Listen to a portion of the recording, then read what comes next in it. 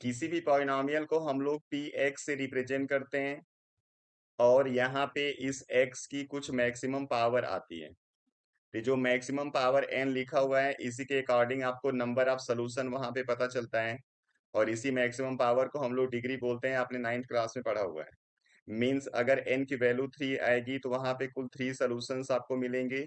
इसी सोल्यूशंस को हम लोग रूट भी बोल देते हैं और जीरोस भी बोलते हैं, तो आप कुछ भी कह सकते हो।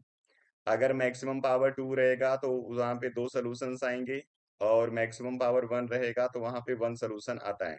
तो जब इक्वेशन लिखा रहेगा तब तो आप वहां पे डिग्री से नंबर ऑफ सोल्यूशंस बता दोगे।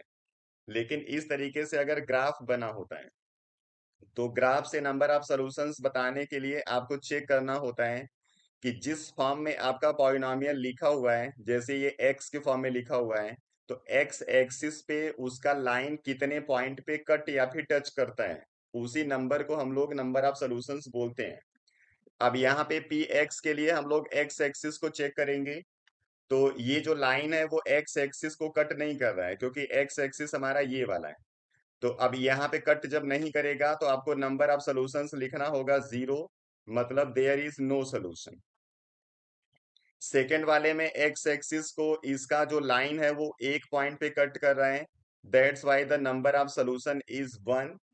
In third, the line cut the x axis at 3 different points, that's why the number of solution is 3। Fourth वाले में एक्स एक्सिस को ये 2 पॉइंट पे कट कर रहे हैं, that's why the number of solutions is 2। इस वाले में आप देखो इस एक्स एक्सिस को लाइन 4 डिफरेंट पॉइंट पे कट कर रहा है, इसलिए नंबर ऑफ सोल्यूशन आप 4 लिखोगे। यहाँ पे ये वाला जो पॉइंट है ए, ये कटिंग पॉइंट है, बी पे इसको ये टच कर रहा है और सी पे भी इसको टच कर रहा है। तो टचिंग पॉइंट को हम एक पॉइंट कंसीडर करते हैं, इसलिए टोटल पॉइंट यहाँ पे 3 दिखेंगे, इसलिए इसके भी 3 सॉल्यूशंस आपको लिख देने हैं। कभी कभी ऐसा ग्राफ देके आपसे कटिंग और टचिंग पॉइंट पूछता है, तो यहाँ पे एक कटिंग पॉइंट है और 2 पॉइंट है जहां पे ये लाइन इसको टच कर रहा है।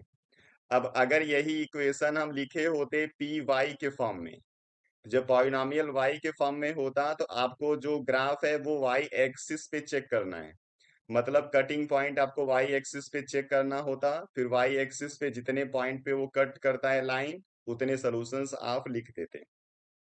यहाँ पे आप लोग जानते रहना कि जब नंबर ऑफ सॉल्यूशंस 2 आते हैं तो जो डिग्री होगी इक्वेशन की वो 2 होगी और इसको हम लोग बोलते हैं क्वाड्रेटिक पॉलिनॉमियल। और क्वाड्रेटिक पॉलिनॉमियल के लिए जब आप ग्राफ खींचोगे तो ग्राफ वो इसी टाइप का आएगा, या तो ऊपर की तरफ ओपन या फिर नीचे की तरफ ओपन। और इसका जो शेप होता है वो पैराबोला होता है। आपसे प्रॉब्लम बहुत बार पूछा जाता है, shape of the graph of quadratic equation, तो आपको पैराबोला लिखना होता है।